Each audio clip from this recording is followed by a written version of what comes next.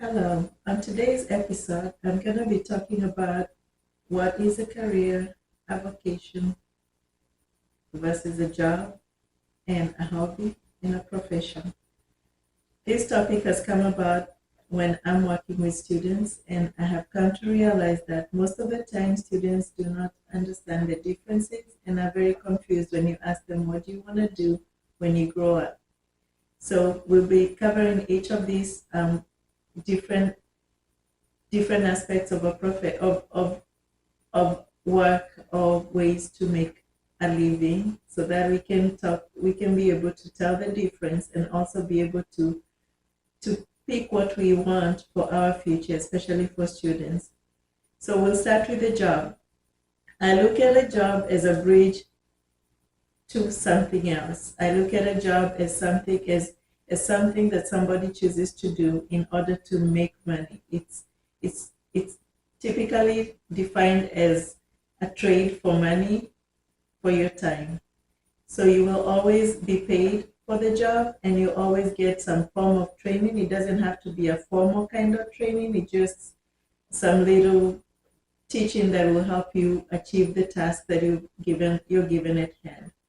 So for a job, it's a paid position of regular employment. It's a task or a piece of work, especially one that you get an income out of. It doesn't have to be an income that is suitable.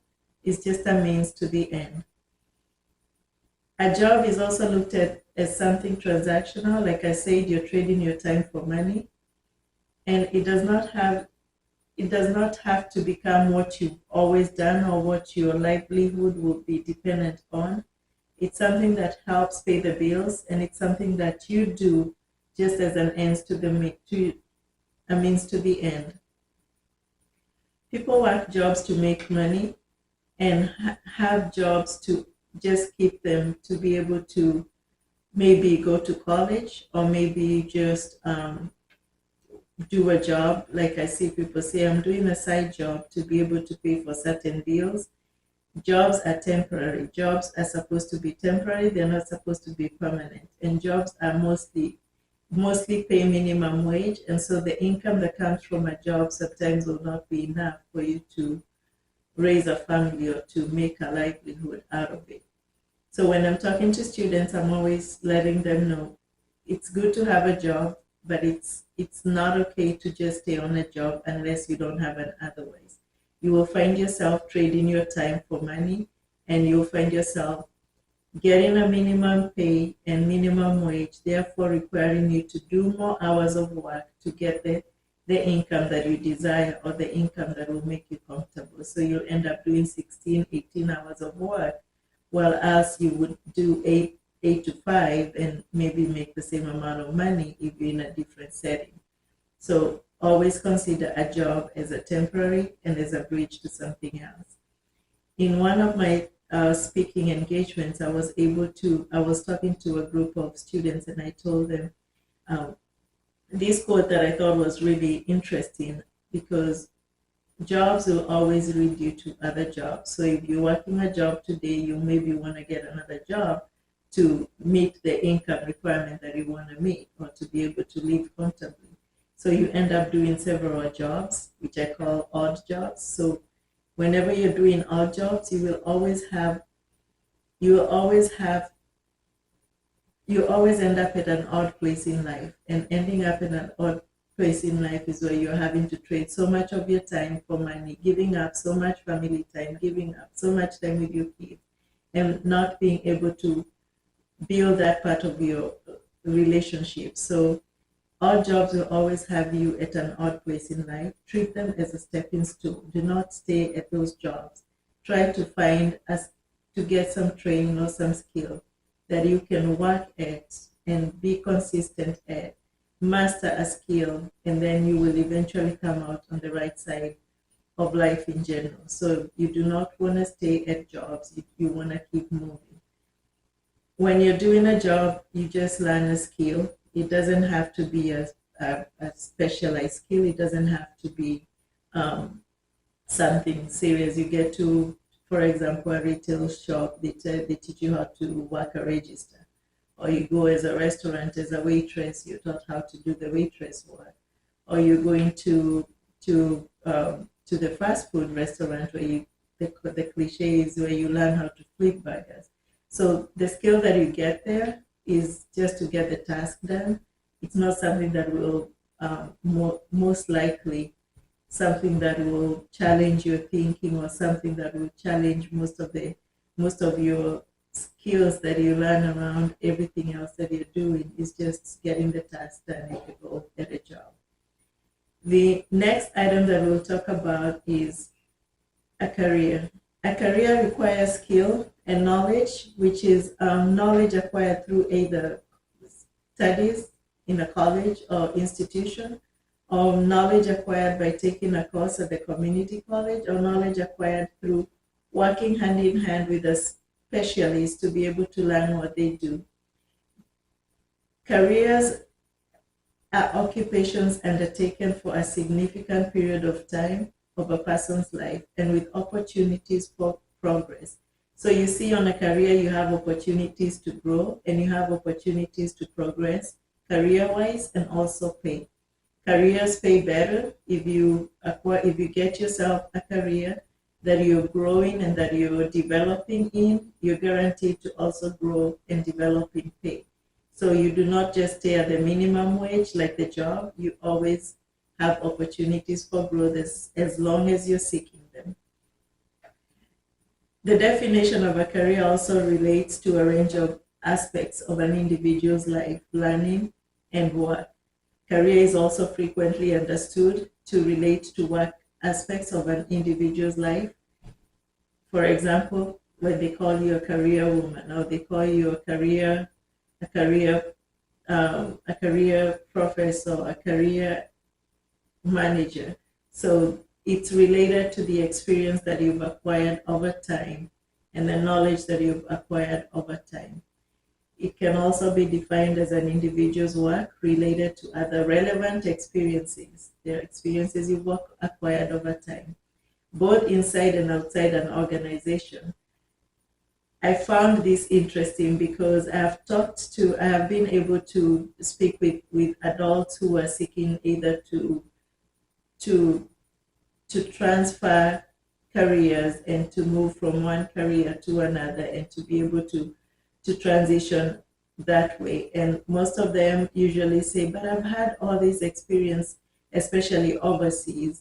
How do I use it here? And I always try to encourage them that you can always leverage the knowledge that you have to any occupation that you're trying to go to, because it's knowledge that you already own and it's knowledge that you already have experience in, and even your input in that experience is something that will be valuable in an organization. So I usually encourage them by saying, do not put yourself down or put yourself in an entry-level position, where as you've acquired all this experience, even though it's in a different field, try to leverage that experience by putting it in a way that it is appealing to an organization that is looking for individuals, number one, who have experience, and also individuals who can offer diversity in how they're looking at situations in different careers.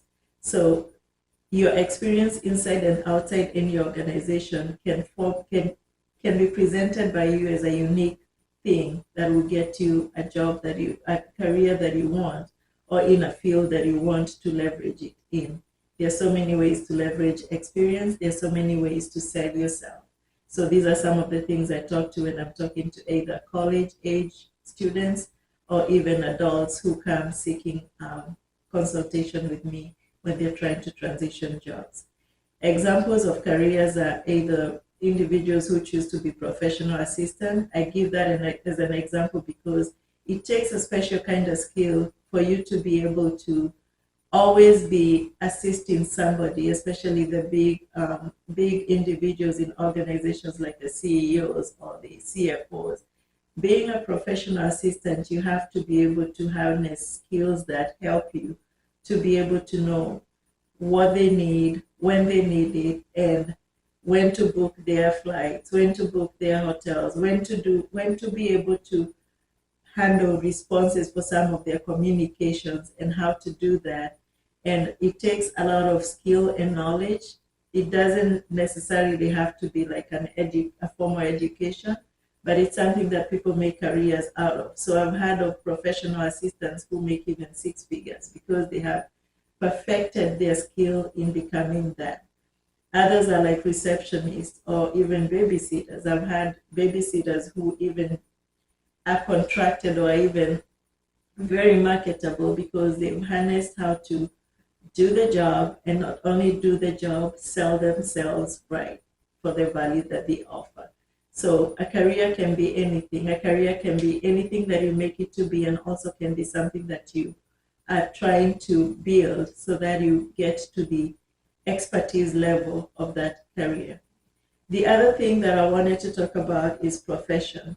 So difference between a career person, a professional, or being in a job. You see how confusing all those tend to be.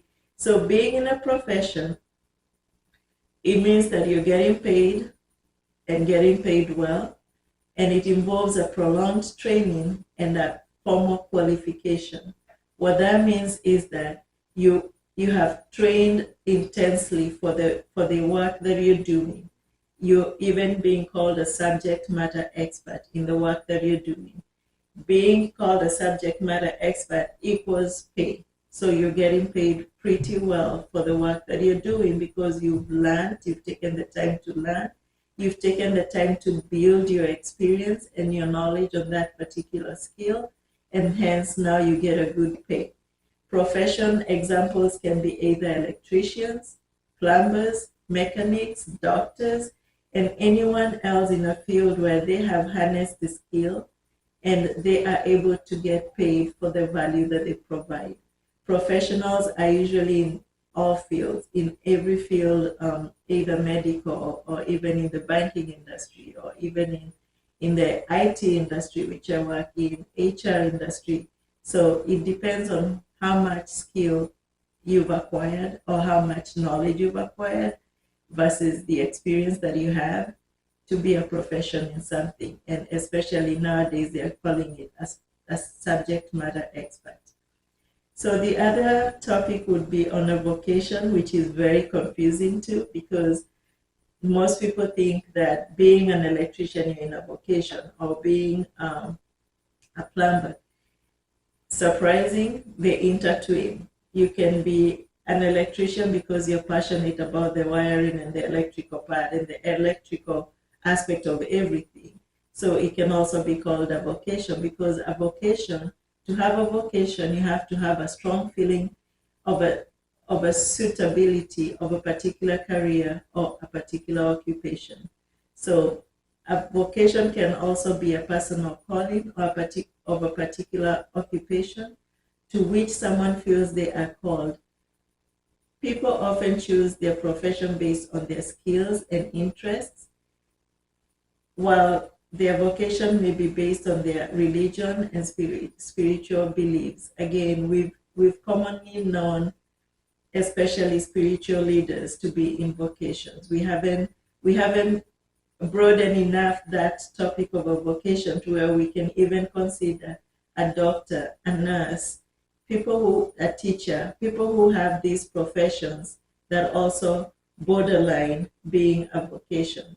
Because to be a nurse, a doctor, a teacher, to me you have to have a calling, you have to have a liking of what you're doing and a passion of it, hence a vocation.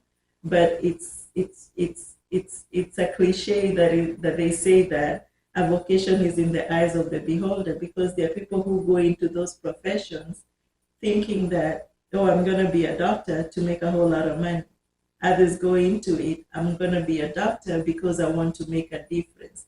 That's the difference between the two, a vocation and a profession. You want to go into it with different reasons other than the calling. And if you want to go into it because you have a calling, then that's a vocation to you. So for example, a profession is a career that people pursue to get paid for their work. And a vocation are careers that people pursue because they want to make a positive difference in the world. That's the difference.